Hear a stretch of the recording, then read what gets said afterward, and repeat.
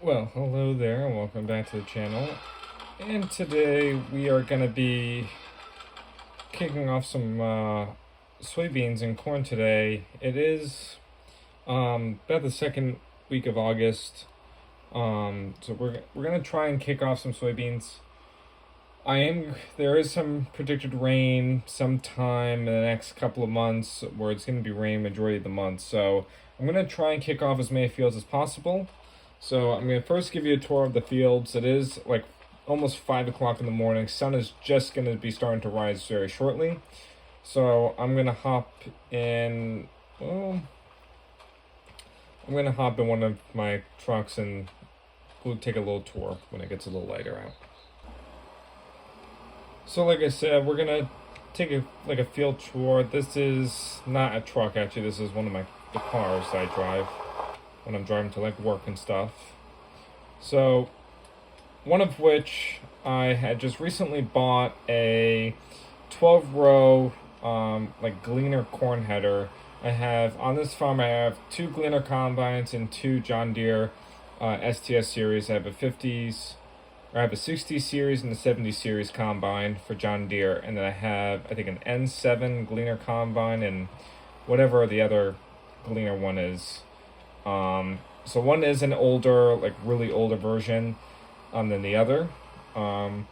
Primarily right now I am using the older one. And mainly because of maintenance and whatnot. When I bought the farm, I needed, in the summer when I was planting, I needed to get combines. And so the first one I bought was a Gleaner. Actually, sorry, I bought the 60 series STS. It was used, and then there was some problems, so I had to trade it because I didn't wound up not liking it. So I got another 60 series combine. It's a 9760 STS bullet rotor, and then I went ahead and I bought the Gleaner. And then while I was working on that, I was like, I'm probably gonna need another combine. And so it just so happens I found another used 70 series combine, 9870 STS, and that was the combine I really liked. So, and then I had a neighbor that was practically giving away another Gleaner combine. I said, I'll take it just in case. So I found some corn headers and stuff to take. So we're kind of like scouting. Now, if you look on the bottom right hand corner, you'll notice that the yield is, which the footage, I don't know why, is kind of blurred. I apologize. But it's reading 98% moisture, which is really high moisture for these corn. I need to harvest it about 15-20. So it's in red. It's not really good, which means I'm going to have trouble harvesting, which means we got some bigger issues. So I'm going to try and do some fields around the farm. I'm going to give you an aerial tour just to show you the fields I own while or in the morning. It's 5:30 in the morning. Give you an idea of what the fields I have. So to give you that idea, this is one of the cornfields I have, and you'll notice there's some spots that didn't get planted. That was because we had some heavy like hailstorms. So when I was planting this field, obviously everything got planted. You can tell in rows, so you can tell where my headlands were and stuff. But then you got spots like this. A lot of it was from wind damage, or the weeds, or something along the lines of that. They're going to notice this cornfield next, which is also what I own, is still green. This was my late maturity. I shouldn't say late maturity. They're all about the same maturity rate, but they're all, I think, about 93-day or 98-day corn. Some are about 100. But in other words, these are about 3 to almost 4 month ratio. I think the 3-month ratio corn. So it takes about 3 months for them to fully mature from seeding to germination to growing. This one is the late variety one. I planted this one late June to July. So this one, as you can tell, is still a bit green, which means I'm not going to be able to get to harvesting probably until another couple of weeks or so. Now, because I only had the 8-row C chopping corn header, I have a 608C chopping corn header and a 35-foot header, and at that time I only had one combine. I was planning on, when I was planting with my 24-row corn header, I knew that my fields were a bit big for the ratio of the combine I had. So I decided to cut this field in half, and half of it is corn and the other half is soybeans. That way I can get both of them out on the same field, and still have enough time. Like, it's not going to take me a full day to do a corn harvest. It'll take me maybe only 4 hours to do the corn harvesting on this part, and another like 2 or 3 hours for the soybeans with one combine. And now, of course, that I have two, I just need to find help and hire workers if I have the budget for it. I can run one combine and run the grain cart, and I can still knock out the soybeans. But maybe next year I'll find another person to do the second combine, and I can get two combines running with two soybean headers, and this field will be not split up. This will be one big corn or soybean field. If it is a corn field, I need to bump it up, which I did buy, and I'm going to try, and not necessarily opposed to, the header is not supposed to be on a deer, it's supposed to be on the gleaner, but I'm going to try and hook up this 12-row corn header on our 70 series combine just to see how it runs. Our 60 series, I know for sure, will not run well with the 12-row. It needs that 8-row, but the 70 series, it has the horsepower, so I'm just curious if it can run with the 12-row, just because we're going to get the rain and everything. I need to get the corn out pretty quick. So if I don't like that header and I don't need the other gleaner combine, I'll sell them. Like I said, I got it a fairly good price used. So now this corn, like I said, it's harvested now. I apparently, to me or whoever I hired, missed a triangle. But the rest of it, you can tell where I planted or where that person planted. I like this map. This is a Iowa Plains map, by the way, for FS25.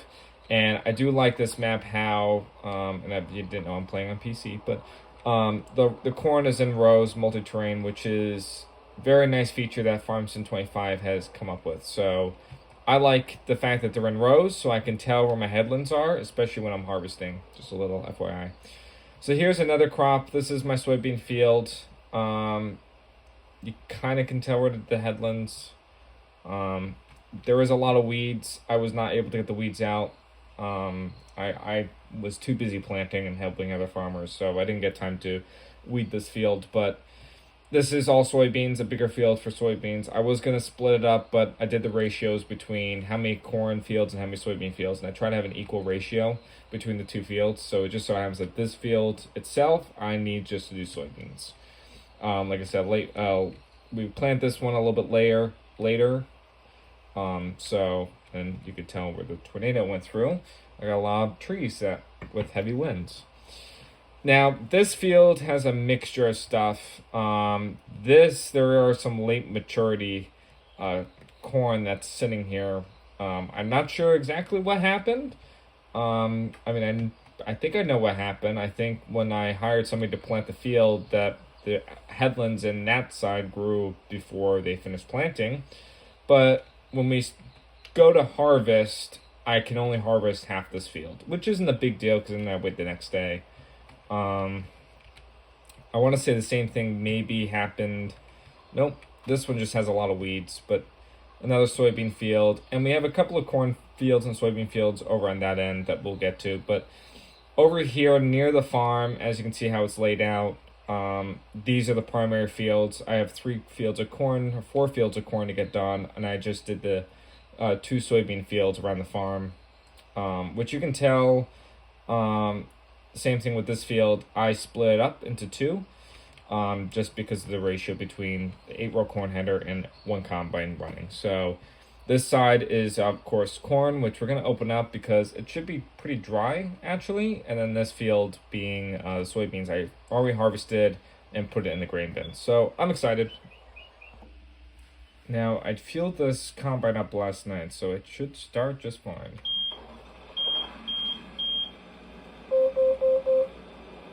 Kick the auger out. So we're going to unfold the auger. Get this machine ready, and I'm gonna hook it up with the 12-row chopping corn header, because I am actually looking over here. You could tell I have a lot of engine hours on this. Not really. I didn't put many hours on it, but previous person did. So I'm gonna go ahead, set my speed way down to probably about 6 or so miles an hour. Sounds about right. This is what the combine looks like, if anybody's wondering. So you can see I have a Gleaner 8-row and then another one for a 12. And I want to hook it up to the 12. Let's see if this is going to work the way I want it to. It should. I should not have a problem.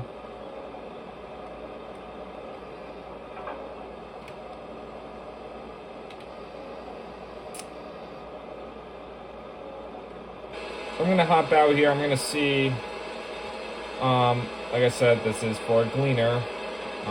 So it's, I don't think I've ever seen somebody put in a different brand, like I said, a Agro or a Gleaner made header on another combine. I've seen John Deere headers on Case IH combines, but not this. So this will be quite interesting, I think. We'll have to see what happens. All right, please nothing break.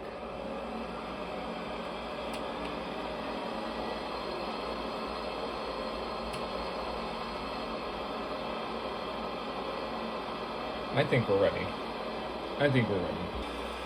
So I open up the field. Moisture is about 23%, which is pretty good. Ideal moisture, you know, you want it to be about between 15 and 20, but I'll take 22%. So I'm running, I only ran a little bit with the corn header, as you can see. And I can only do, because of how I planted this with a, combine and the 12-row plant, or 24-row planter. The 24-row planter only did one headland because I'm thinking I have an 8-row corn header and I don't want to do 2. Well, now that I'm running with a 12-row, I can only do 2 headlands because, well, 30 feet plus 30 feet equals the same width as saying 12 rows plus 12 rows, including 24 rows. So we'll make do. Not a lot of grain loss. I gotta pick these rocks definitely out of here. But lots of dust. There's definitely a lot of dust. I will say that much. Dusty corn, which means it's pretty dry, but yield-wise, I think it's pretty good. I think we can run with a 12-row corn header.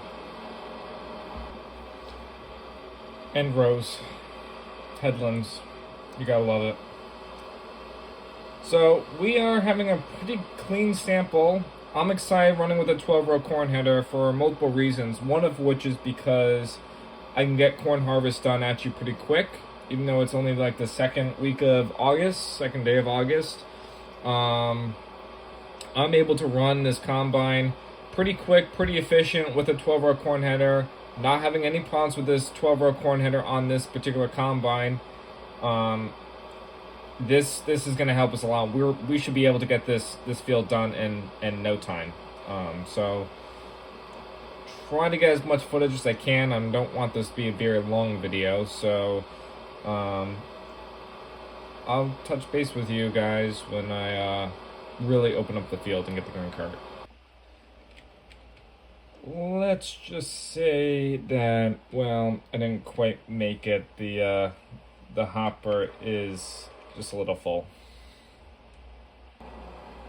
So the grain hopper is just a little bit full, just a little. No cab corn, but it is a little full, which means I need to go unload. So what I'm gonna do is I'm gonna finish up my one headland, or my second, finish up the first headland, do my second, and then I'm gonna get 2 grain carts, and probably have one of my workers, probably either Gail or Jim. Jim is going to be a really popular name. One of those two out in this field with the grain cart, and as soon as I open up the field, they'll kind of like be in the middle, and then from there I'll go ahead and I'll say, okay, follow me around the field, let's unload. Why won't this unload? Of course.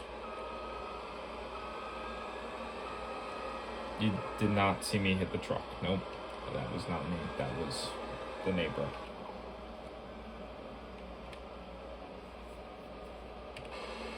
Alright, we'll take a look, see what damage I did. What's nice with these beacon lights, I have set up where it goes off automatically, so when it's below 80% capacity, you'll see the beacon lights automatically shut off. I say that. And now it's probably going to stay on because I left the cockpit. Left the... I don't know. Anyway. The cab, not the cockpit, sorry. Thinking of planes all of a sudden. Not terrible.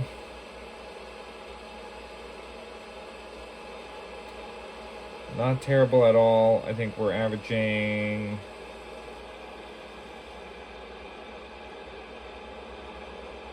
pretty good, I think. Alright, I'll get the green cart. Let's open up this field. Just kidding. Apparently, I was told that we should probably look at the soybean field and open that up, which means we are going to move, we're going to use the 9760, I think, for this. So I'm going to go ahead, hook up with that soybean header, move down, which is only going to be like a half a mile that way, and open up a soybean field. I probably am going to have to drive a semi-truck over there, now that I'm thinking about it. I'll let you know.